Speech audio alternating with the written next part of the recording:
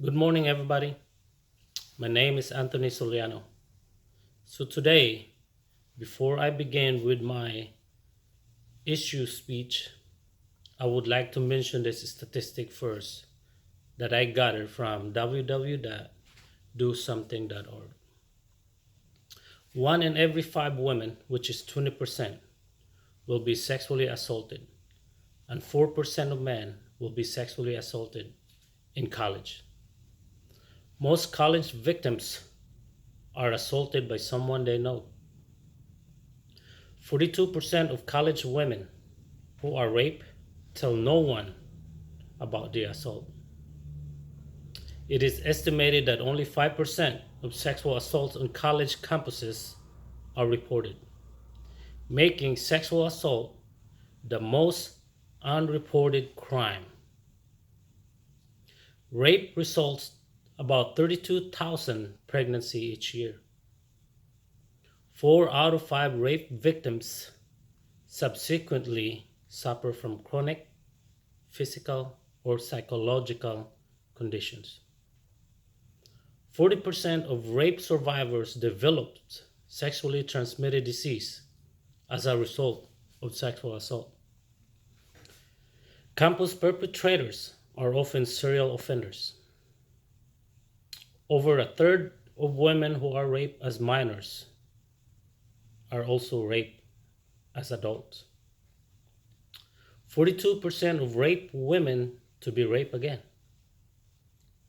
Rape survivors are 13 times more likely to attempt suicide than are people who have not been victim of crimes. So as we can see, sexual assault is a problem in this society. But today, I will focus more on the Army side of sexual assault because we are supposed to be protecting the society. But how can we protect the society if we can protect our own soldiers in the Army? So what is sexual assault?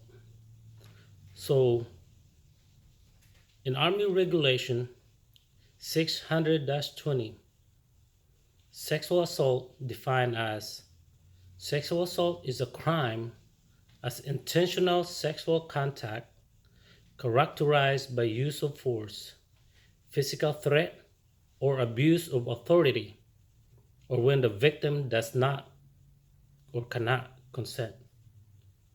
Sexual assault includes rape, non-consensual sodomy, oral or anal, indecent assault, unwanted, inappropriate sexual contact or funding, or attempts to commit these acts. Sexual assault can occur without regard to gender or spousal relationship or age of victim. Consent will not be deemed or construed to mean the failure by the victim to offer physical resistance.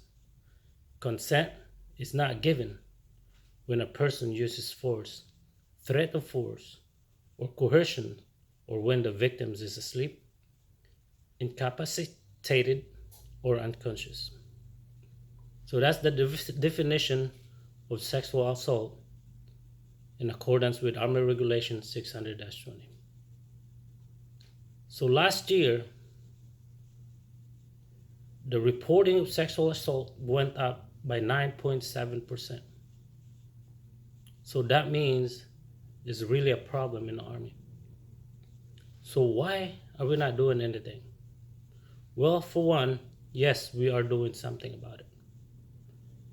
The big Army is making sexual harassment, sexual assault a priority. However, in my personal opinion, that in the lower echelon level, sexual assault is not really being prioritized. And this is why. For one, the leaders in the lower echelons are more focused on the other readiness, like physical fitness, weapons qualification, job qualifications. So those are their priorities. And then if they can find time, then they'll focus on sexual assault, sexual harassment. However, they make it a priority just for the lower soldiers only. You never see the leaders go into the class. You barely see them. But you will see the soldiers. Now, as I mentioned earlier, that it went up by 9.7%. To me, that can be a good thing. Because in my personal opinion, that means the victims are reporting it. The victims are comfortable to go forward, or they trust the system that are in that organization, or they trust the people in that program. So hopefully all these cases will get reported, and hopefully sooner or later all the cases will be resolved and nothing, or there's no other cases that we can focus. So that's what I said. It's a good thing that it went up, because those are, most of them are old cases. So in conclusion,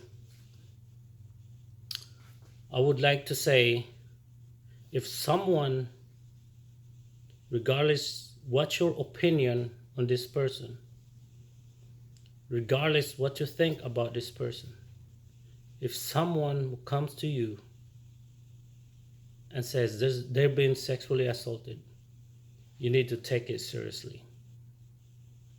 Put your opinion to the side and handle the situation. So, if you don't know where to report, this is the national hotline of sexual assault, 1-800-656-4673. Make a difference. Mahalo and thank you.